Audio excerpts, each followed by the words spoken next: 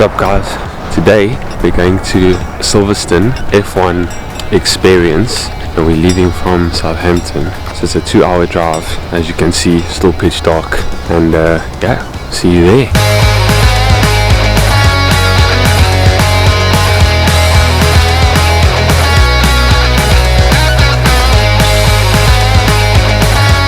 What's up? So we just arrived at Silverstone and yeah, exciting. We're here in the parking lot.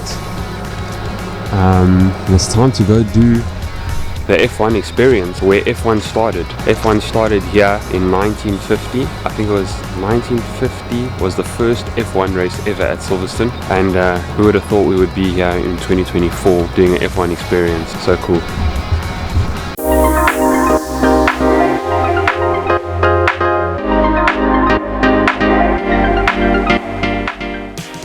Heading up the stairs, the walls are filled with photos of racing legends, which reminds us of Silverstone's rich history.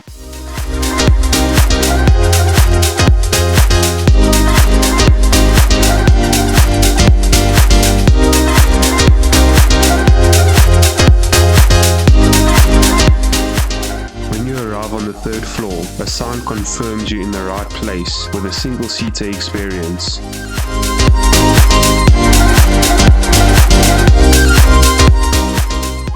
On this level, there's a sign on desk where you can go sign in and find out what the next step is.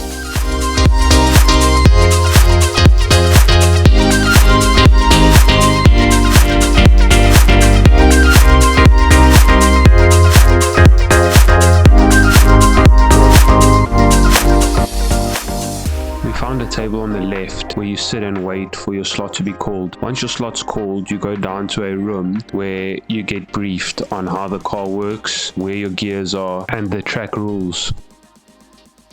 Once we got out to the car, someone helps you get in, straps you in, and make sure your seat position is in the correct place and you can reach your pedals. He also explains where your on switch is if you stall, because the clutch is quite hard. So this experience is a half-an-hour experience. You get 10 minutes where you follow a pace car. The pace car is a BMW 318. You don't get to actually go fast around the track for the first 10 minutes, and I suggest you learn the gears, because you need to kind of swiftly push your gear into place and your clutch at the same time. Otherwise it doesn't go in and you can lose so much time. You'll really just need to use 3rd and 4th gear. So going into corners into 3rd, and then on the straights going into 4th.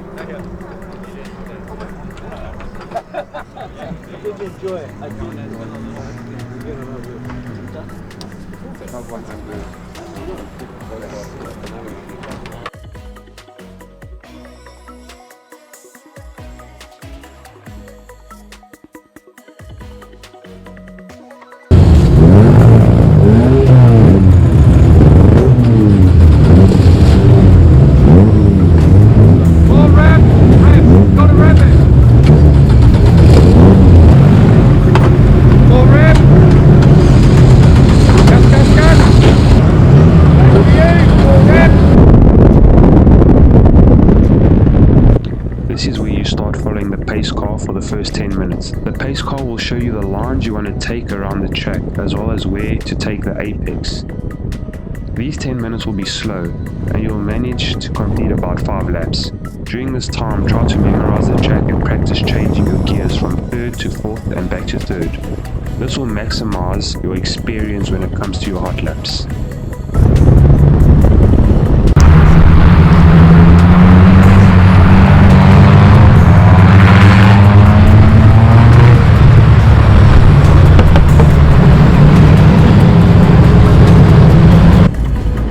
Once the slow 10 minutes was done, we then followed the pace car back into the pits.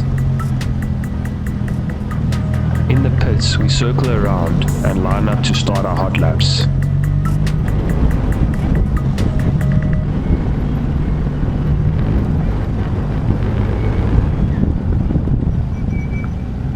Once we leave the pits, this is the first true experience of what the car feels like and the sort of power it has.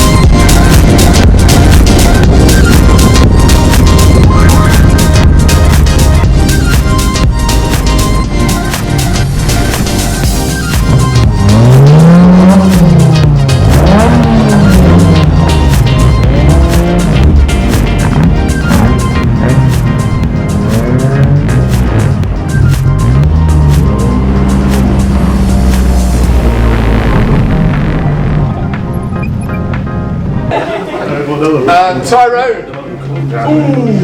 Nearly got him. Yeah, you knew that. So we just finished doing the F1 experience at Silverstone. You can see them still going behind us here.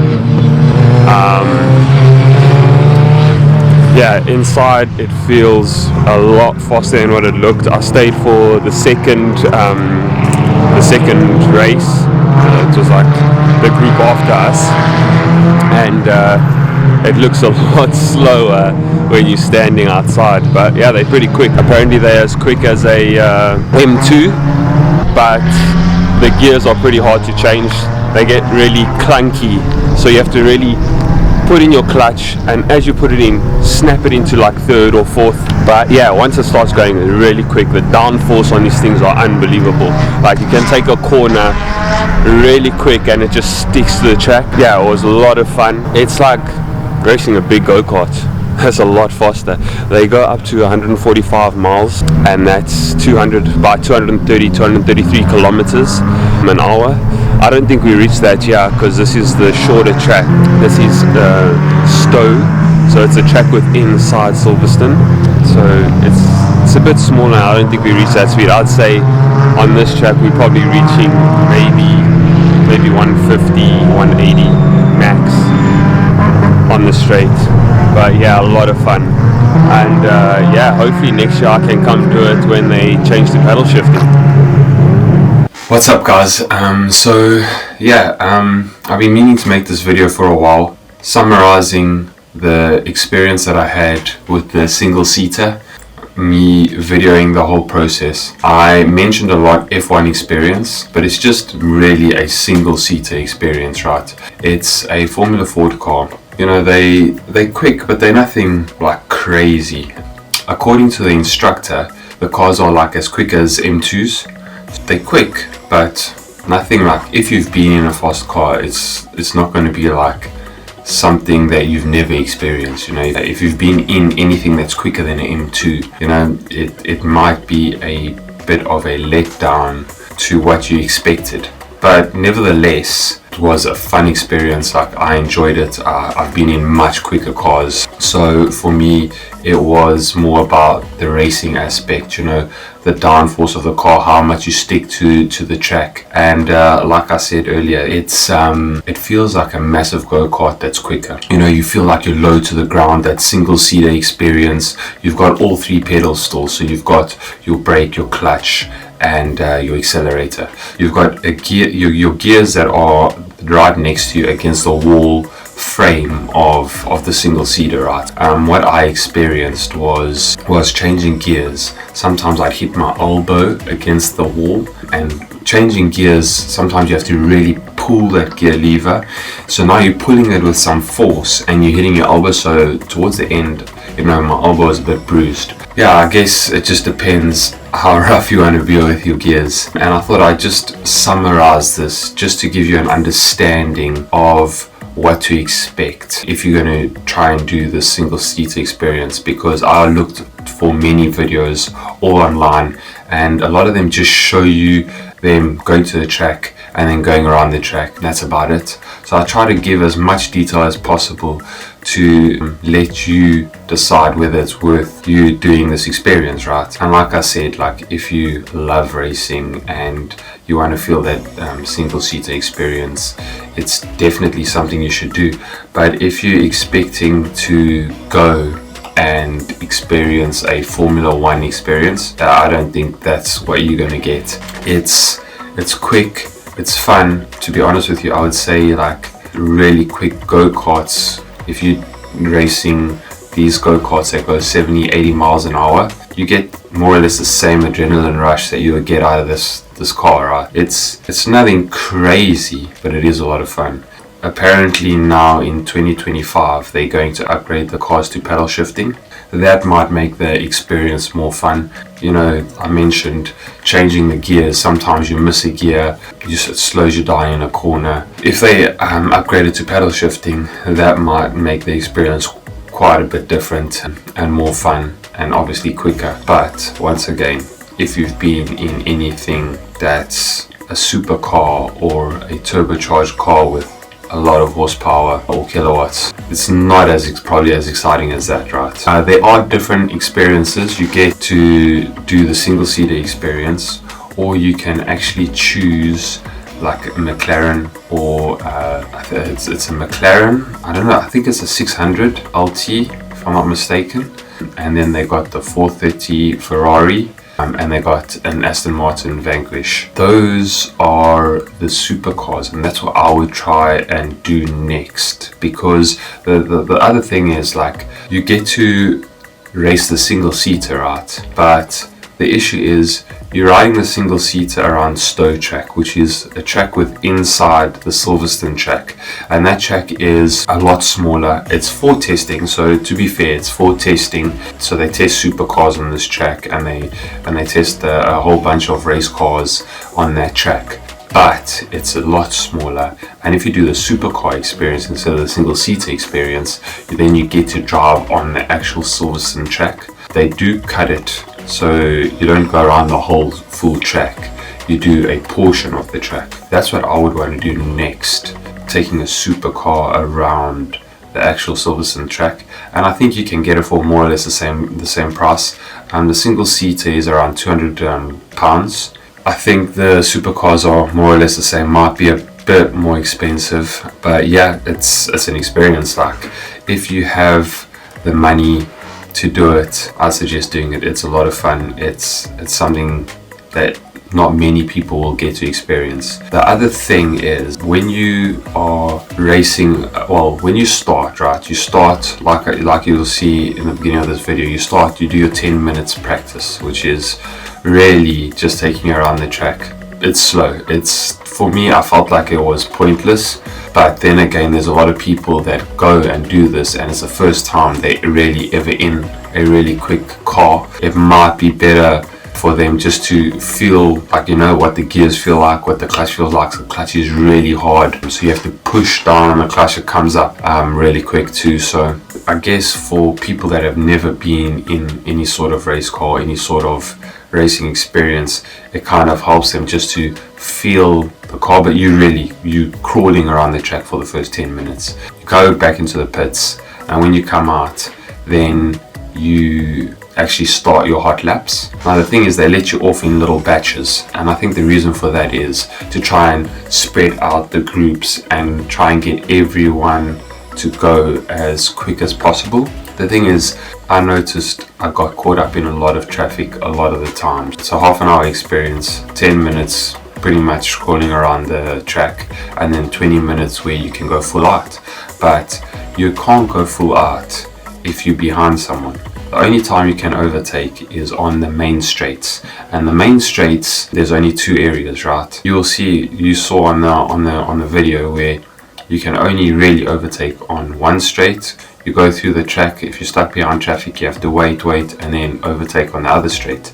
Out of the 20 minutes, I think I might have got three clean laps with no traffic. And you must remember, at the same time, during these 3 laps, that's the only time you're really getting the experience of, at the same time you're experiencing what it feels like around the track, but you're still trying to learn where to brake, right, at the speeds that you can go at. So your full out speed, okay, where's my braking point? Three laps is nothing. You're not learning much, right? So if I had maybe an hour, I think my times would have been a lot quicker, because I would have learned, okay, this is where I can brake. I can start accelerating earlier here when I come out of a corner, or whatever the case is. For me, like, it didn't give me enough time to really push the car and see where I could get my quickest lap time. That there's so many times you go around, you come in, and then you get into traffic, so now you have to sit behind a car,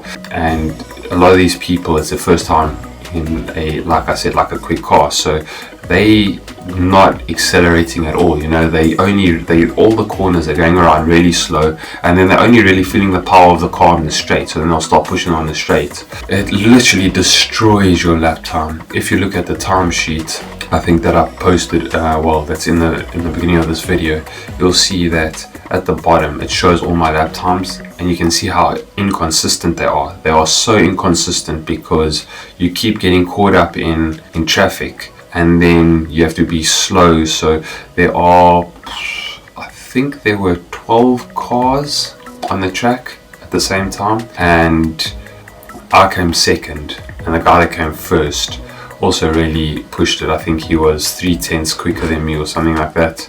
Out of all those cars, there might have been another 2 cars that were reasonably quick, but then you're looking at what? You're looking at 8 cars that are slow, and that then just destroys your lap time, so you're not really pushing it. So you can't expect to get on to the racetrack and just have 20 minutes of pushing this car non-stop.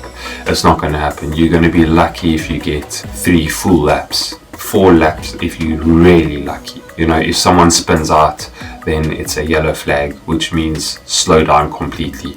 That's taking a few minutes off your lap time. If someone crashes, that's probably even longer. You have to take all of this into consideration when you're racing. That's why I think for the single seat it's a nice experience, but if you're thinking between a single seat or a supercar, I think the supercar might be the better option, because you're not racing, you're not getting caught in traffic, right? You're getting in a supercar with a instructor, and you getting to push the car around for a certain amount of laps.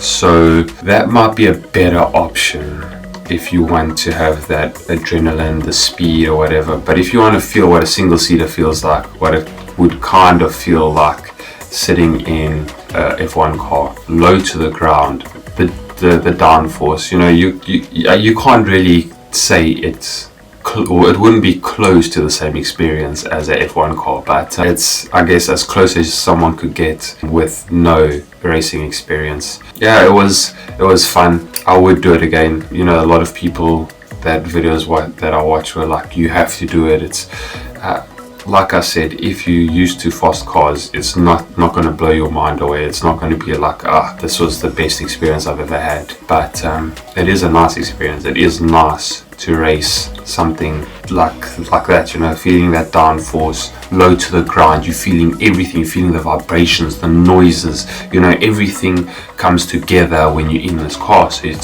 feels like you're racing. So it is a really nice experience. I can't take that aspect away from it, but at the same time, you know, you must go there and realize that you're not going to just get in this car and race for 20 minutes. You're going to get 3, maybe 4 clean laps, and those are the laps you're still learning the track. You know, you're not going to really push the car all the way. I try to push the car. I oversteered on one of the corners, and there was one corner that I kind of missed the corner completely because I just braked too late. I was trying to find my braking point, and I tried to push the car as much as I could, as quickly as I could, because I knew I didn't have a lot of time to try and learn the track. Yeah, it was a bit frustrating. I do have a sim rig, so I was practicing in the cars around Silverstone the night before, but I didn't have the Stowe track. I think if I had the Stowe track, it might have helped a little bit, just learning, maybe knowing where to brake. You know, sim rigs these days are very similar to real life in terms of when to brake, when to accelerate. Obviously you don't get the noise, the feeling and everything else, but your braking points, what you feel in your steering wheel is very similar. I think that would have helped if I had the track just to practice a bit. Yeah, that's why I said I'm going to rather try and do either the McLaren or the 430 in my next experience. That way I can do a bit of practice on my sim rig with either a McLaren or a 430 Ferrari. Yeah, I think that might be a better option if you're looking at, you know, trying this racing experience. Yeah, if you have any questions, leave them below. I'll try and answer them. The experience altogether is really amazing. You know, you get there, everyone's really helpful, you know, smiling. You know, the instructor tells you what to do. You get in the race into the race car, and They tell you exactly what you need to do. They try and make sure that you're in a comfortable position. If you need to move the seat, they move it for you. There's no really flaw or anything that I can say that's bad about the experience. It really is a good experience. But once again, if you on the edge of thinking, do I spend £200 on a single-seater experience? It really comes to the point where, do you want to race the single-seater, or do you want to feel a supercar? And if you take, for instance, a McLaren or a Ferrari, it's going to be quicker than an M2, right? It's definitely going to feel different because you're not as low to the ground. You're not going to feel like you're sticking to the track like the Formula Ford cars. But at the same time, you got a longer, bigger straight on the actual Silverstone track, and you can push those supercars. So yeah, it's a hard decision. If you are able, I would do both. I would do the single-seater experience and the supercar experience. I haven't done the supercar experience yet, but I'm definitely going to do it. I'm going to try to do it this year and see how it goes. And yeah, like I said, if you have any questions, drop it down below. This video took me quite a while to do, I just didn't get around to doing it, so I've tried to give you guys as much information as possible.